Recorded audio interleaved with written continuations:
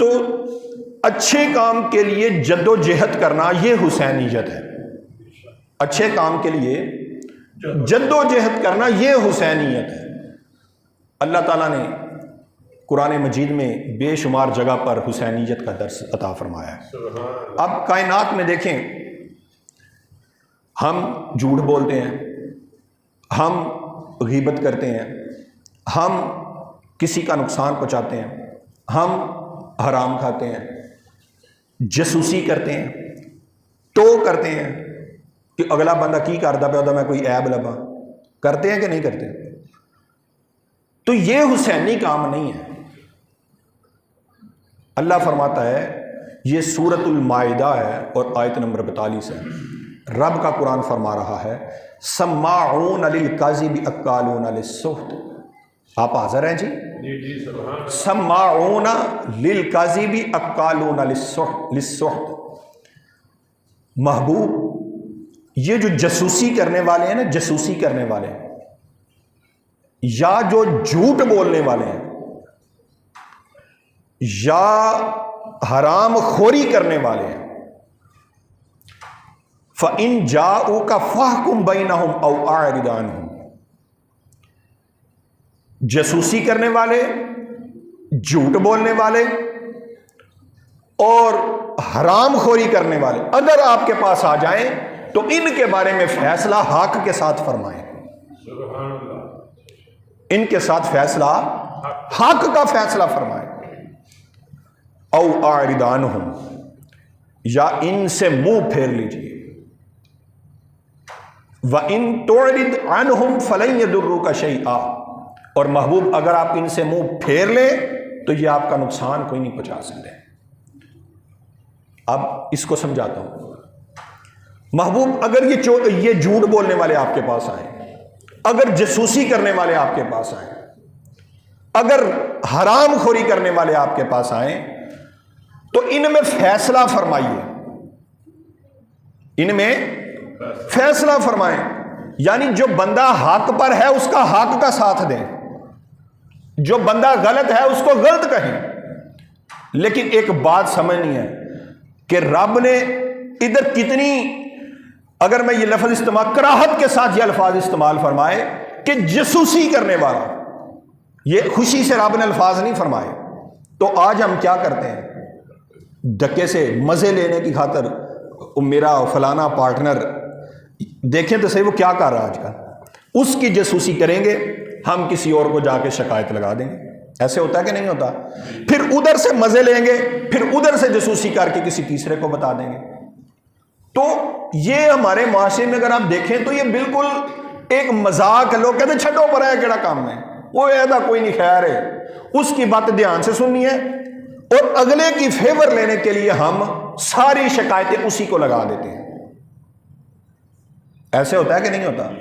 اور جھوٹ پر جھوٹ، ایک جھوٹ کو چھپانے کے لیے 10 جھوٹ بولنے پڑتے ہیں اور پہلے سے بڑا جھوٹ بولنا پڑتا ہے. تو اگر تو سچا ہے یا اگر تو سمجھتا میں حق پر ہوں، تیرا فیصلہ اگر حضور فرما دیں یا تیری کو بخشش کا سبب بن جائے تو پھر تو بڑی بات ہے.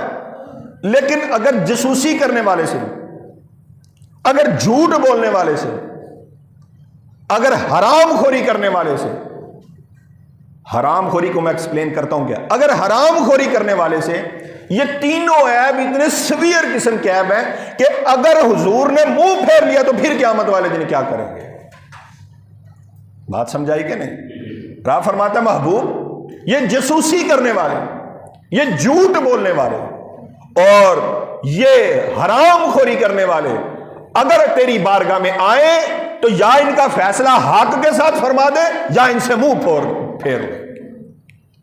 اور اگر آپ ان سے منہ پھیر لیں تو پھر یہ آپ کا نقصان کوئی نہیں کر سکے. اب دیکھیں، اکالون للسحت، جو حرام کھاتے ہیں، حرام خوری کرتے ہیں. اب حرام خوری کیا ہے؟ کسی کا مال ہتھیا لینا نہ حق. آج کل دنیا ہتھیاتی ہے کہ نہیں؟ جو طاقتور بندہ ہے، مثال کے طور پہ کوئی مستری ہی کسی کے گھر لگا ہے، اگر مالک تگڑا ہے اس سے کوئی غلطی ہو گئی ہے، اس کے وہ پھٹے اٹھا لے گا، اس کے وہ سیما اس کی تنخواہ نیچے رکھ لے گا، تو ایتھو ڈنڈی ماری ہے تو گھنٹہ کام گھٹ کیتا یا جتنا کام کی اس سے زیادہ کی اجرت وہ نیچے دبا لیتا ہے، تو وہ تو مالک کے لیے وہ پیسے حرام ہیں۔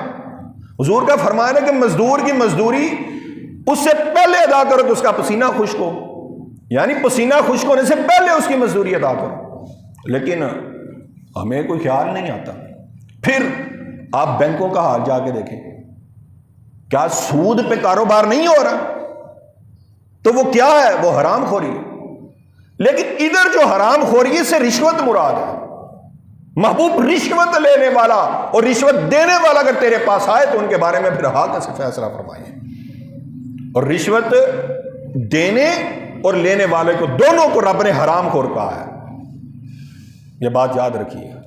رشوت دینے اور رشوت لینے والے دونوں کو رب نے حرام خور کہا ہے۔ اور ایک بات سن لیں، یہ وہ رشوت ہے اگر کسی کی صلح ہوتی ہو یا کسی برسر اقتدار کے اختیار میں ہو کہ میں صلح کروا سکتا ہوں، تو صلح کروانے کے لیے اگر پارٹی سے پیسے وصول کیے جائیں تو مجھے اتنے پیسے دے میں تیری صلح کروا دے، تو یہ رشوت ہے۔ اس کی دیگر صورتیں بھی بنتی ہیں۔ تو رب فرماتے ہیں رشوت دینے والا اور رشوت لینے والا دونوں ہی حرام خور ہیں۔ لیکن اب ایک اور صورت پائی جاتی ہے، ہمارے گھر کا اگر بجلی کی سخت ضرورت ہے، کسی بھی صورت کے اندر ہمارا کام نہیں ہوتا، ہم مجبور ہیں، ہم کچھ کر نہیں سکتے، وہ برسر اقتدار ہے، پھر وہ ہمارے لیے رشوت نہیں ہوگی، یا حضرت رحمۃ اللہ علیہ کا فتویٰ ہے، وہ جو لے رہا ہے اس کے اوپر وہ وبال جان ہوگا۔ تو ہمارے معاشرے میں ایسے پایا جاتا ہے کہ نے مثلا کسی نے کوئی کاروبار کا سودا ہی کرنا ہے، ایک تو ہوتی ہے کمیشن، لیکن ایک ہوتی ہے کہ بندہ ناحق ہے تو کسی سے ناحق بندے سے پیسے لے کے ناحق کو چیز دلوا دے، حقدار کا حق مارا جاتا ہے، تو یہ رشوت ہے۔ تو محبوب رب فرما رہا محبوب اگر یہ تیرے پاس آئیں تو ان کے بارے میں فیصلہ فرمائیے، یا ان سے منہ پھیر لیجیے۔ وَإِنْ حَكَمْتَ فَاحْكُمْ بَيْنَهُمْ بِالْقِسْطِ، اور محبوب ان میں انصاف کے ساتھ فیصلہ فرمائیے۔ ان اللہ یحب المقسطین، حضور تو انصاف کے ساتھ فیصلہ فرماتے ہیں، لیکن رب حضور کے ذریعے ہمیں یہ پیغام دے رہا ہے کہ دنیا والوں جے تواڈے نال کوئی ایسا مسئلہ بنے، کوئی تانوں فیصلہ کرنا پوے تے حق دے نال پھر فیصلہ کرے آ جائے۔ بات سمجھ لیں گے نہیں؟ حق دے نال فیصلہ کرے آ جائے، کیوں کہ انصاف کے ساتھ جو فیصلہ کرتے ہیں اللہ ان کو پسند فرماتا ہے۔ تو ان اللہ یحب المقسطین، اللہ انصاف کے ساتھ فیصلے کرنے والوں کو پسند فرماتا ہے۔ اتنی بات سمجھ آ گئی ہے کہ نہیں؟ اب دیکھیں